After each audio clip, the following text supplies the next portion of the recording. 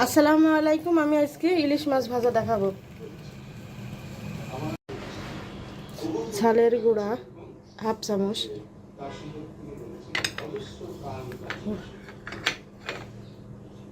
হলুদের গুঁড়া হাফ চামচ,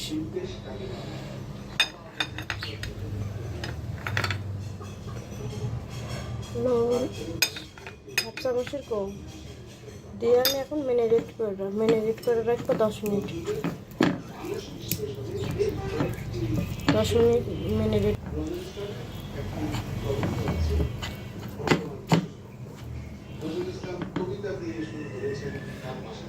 কিছুক্ষণ পর সরিষার তেল দিলাম ইলিশ মাছ ভাজার জন্য। তেলটা গরম হোক, ইলিশ মাছটা দিয়ে দিলাম। কিছুক্ষণ পর আবার উল্টি দেবো।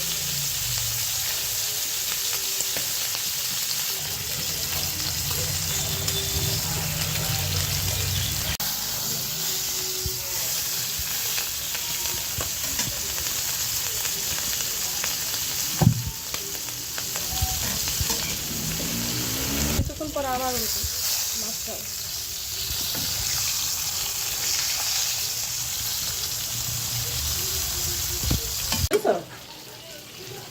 মাছটা ভাজা হয়ে গেছে, এখন পিরিচে তুলে নিই।